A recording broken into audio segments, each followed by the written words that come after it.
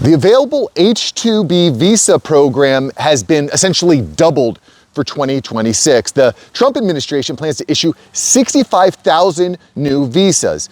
Now, this is double the normal amount of 66,000. So tons and tons of new seasonal H-2B visa workers are coming in. Now, the announcement is going to officially go live on Tuesday, but if you're subscribed to the channel, you're going to know what's happening in the careers and job markets before everyone else. So make sure, and thank you for subscribing. But why is this increase happening? Why are we doubling the amount of these H-2B workers this year? Well, we'll get to that in just a moment. First, I just want to briefly cover what this program actually is. So, the H-2B visa program is essentially there to help companies fill labor roles in non-agricultural, seasonal type of work. Much differently than the H-1B visa program, this doesn't lead to permanent residency. You come in, you work for a season, you complete a job, and then you go back home to your country. Again, these are not permanent jobs. Now, one thing I will note is, what is something that is blowing up over the United States right now? It's data center construction. Data center construction. So, listen, we cover this time and time again. You've got companies spending tens of billions of dollars on AI infrastructure right now. I think the data center, getting into the data center world is probably one of the biggest opportunities for guys like us. Now, I would look at, you got to find your niche, whether that's data center electricity, HVAC, plumbing, cybersecurity. There's going to be a lot of opportunities around data centers. Again, at the end of the day, guys, what do? We got to follow the money. And you're seeing just insane amounts of money being poured into data centers. I also point out that just with Microsoft, you go to Microsoft's website, they officially announced that they're planning on building 400 data centers. They have data center plans for 400. I know a guy that works in the data center, the data center section of Microsoft. He says they're planning on building out 1,000 data centers. That is a lot of data centers. Again, a lot of opportunities for guys like us to find niches, to build companies, to find ways to provide value and make that more effective and efficient. We'll kind of cover the quantitative amount here in just a moment. But what that also means is that they're going to need a lot of labor to build these data centers. Okay, so how do they do it? Well, quite frankly, companies they file through the U.S. Department of Labor, and there are wage protections enforced. So, one of the biggest criticisms of these types of programs is, well, you can undercut American wages, and they're, quote, they can't do that. At least on paper they can't. Who actually knows what they're able to do underneath that? But essentially, again, this is used by companies to fill jobs that aren't where there aren't enough available U.S. workers. And some examples of these jobs would be, again, construction, like non-specialty type of labor, landscaping, hospitality, like hotel housekeepers or resort staff, and even seafood processing, okay? But why is this happening? Why is this happening? Why do we need to double the amount of H-2B visa workers this year? Well, basically, employers are claiming that they have a lack of workers related to the Trump's immigration crackdown. You've probably seen this over the news, and I don't want to get into all the politics around immigration. There's some things I like, there's some things I don't like. Guys, I'm not here to just kind of like yell at Democrats and yell at Republicans. That's not really what this channel is about. This channel is about how do you survive as a man in such a tumultuous world? How do you remain relevant, respected, and financially free and provide for your family with all these changes, with AI, with immigration, with careers changing, with robotics, with automation? Gold is up, silver is up, crypto is way down. Shout out to Henry the Great for calling out my Bitcoin investments. I'm still buying Bitcoin personally, but that's definitely not financial advice, because who the heck knows what's going to happen with Bitcoin. Regardless, I'm a kind of a fact-based guy. I'm just looking at the numbers, and clearly there are a lot of immigrants that are leaving the country. The Department of Homeland Security claims there have been 2.2 million self-deportations and over 675,000 deportations. So what happens when illegal immigrants leave the country? They leave job openings. These guys and girls, they were serving jobs before. And let's be real.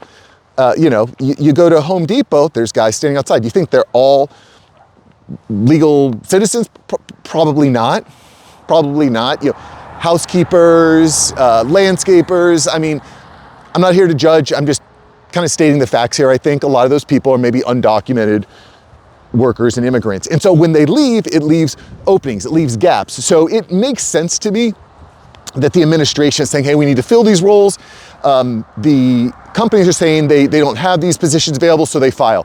I will point out the obvious here, which is that this type of move favors larger corporations. This is not favoring the small business owner. As a small business owner, are you going to file for an H-2B visa for, you know, to fill a few spots in your small landscaping business? Probably not. Probably not. This type of move is basically it's going to favor big corporations as opposed to small business owners, which I don't love.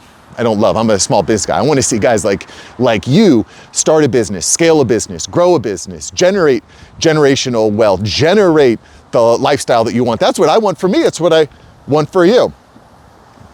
And to be fair, I don't hate big corporations. I don't hate big companies. They exist. I think if you provide a great service and you grow it, then mazel tov, good for you. Regardless, the H-2B visa program is not exactly small business friendly, my opinion. So at the end of the day, what does this mean for us? Lots of jobs, people get, potential employees, people leaving, jobs leaving, H-2B visas being issued. We covered in a video a little while ago, I'll post a link to it here. The H-1B visa program has changed tremendously. And again, the H-2B visa program is much different. This is like bringing people in for seasonal jobs versus an H-1B, which leads to a permanent residency. So in any event, what does it mean for guys like us? Frankly, I don't see the H-2B visa program as being a major threat to skilled workers. If you're watching this channel, for sure, you're almost assuredly above average intelligence, you're more motivated, you're able to comprehend larger topics, and at least with the comments I see, hundreds and hundreds of comments every month, I can tell you guys know what you're doing. In fact, I'm pinning comments that I think are really well thought out, data-driven. Just this week I pinned, I think, 2 or 3 comments. At any rate, I don't see this being a huge threat to your career and your financial future if you're upskilling, if you're improving, if you're building out your knowledge, understanding, and your relationships. I think, these are temporary non-skilled roles. And I will also add that I think that over the next several years, you're going to see a lot of these, more and more of these non-skilled roles outsourced to robotics. Now, some of the jobs are going to be hard to replace with robots. But I can give you 3 quick examples of places where I've seen robots being implemented to solve some of these roles. So the first of which I saw 2 years ago. I was at a Facebook Meta conference in Washington, D.C. It was great. We're like 2 blocks from the Capitol building. Super cool just to be able to walk there and go around the Capitol Mall and all that. Anyway, if you haven't never been to DC, great place to visit. One of my favorite places to visit. Tons of free stuff. Anyway, I digress. Regardless, in the hotel, they had large vacuums vacuuming all the halls. Now, traditionally, who was going to be doing that? That was going to be seasonal hotel hospitality type workers. Well, now you've got robots that are doing the vacuuming, where you may have needed 2 people to vacuum your and clean these hallways. Well, now you need 0 because you've got a robot doing that. You're going to see that more and more and more.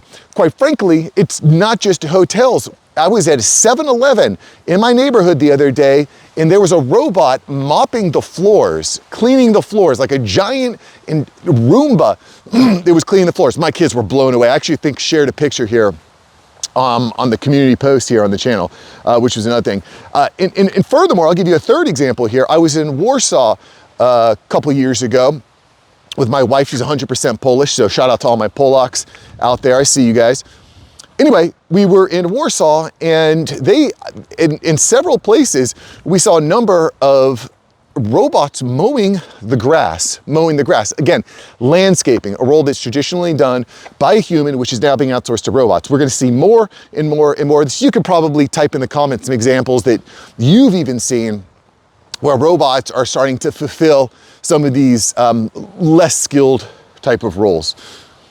Again, the key here, guys, kind of bringing this thing around full center is, the common theme here, guys, is we have to be upskilling. We have to be learning new skills. Regardless of whether you like AI or don't like AI, the technology is completely transforming the way that we operate and interact with the world. And, you know, a lot of jobs that we're doing now are not going to be around in the near future. However, there's going to be a lot of new jobs that are created. You know, we talk about these robots. Well, who's going to manage these robots? Who's going to program the robots? Who's going to deliver the robots? Who's going to sell the robots? Like, there's going to be lots and lots of new roles that pop up. So the key for us is to find those new roles, to specialize, to learn, to niche down. Also, be public about your growth. Don't just hide it. You know, as a Christian, there's this song that we used to sing, this little light of mine, I'm gonna let it shine. You don't hide your light. You share your light. You put it out in the world. You make sure that you shine. So don't just go in your little corner and watch videos and not share them, and learn new skills and not share them. Be public about it. And even if you don't love social media, you don't need to spend your whole life on social media watching AI slop, but you definitely want to make sure that people understand what you're working on, the value that you're delivering. It's really, really crucial during this time, because if you get laid off, if you find yourself in a bad spot, well, then you're going to have some social proof. You're going to have relationships, people that have engaged with you online. I don't know what my future holds, but this is one of the reasons I have a channel like this. This is the reason why I'm learning new ad strategies and new customer acquisition costs. And I'm rambling now, so I apologize for that, guys. The bottom line here, keep upskilling. There's going to be a lot of new threats to jobs. There's going to be a lot of new careers that are provided. But if you keep upskilling, if you stay public and you build relationships, you're going to be Gucci. You're going to be all right, okay? Guys, if you like the video, thanks for liking, thanks for subscribing. I'll catch you in the next one. And you definitely got to check out yesterday's story, which is absolutely insane, because Amazon just kind of like rug pulled 16,000 employees. 16,000 employees that thought they were safe are actually not safe. You got to check out this video. Absolutely bananas. All right, I'll catch you later, boys. Peace.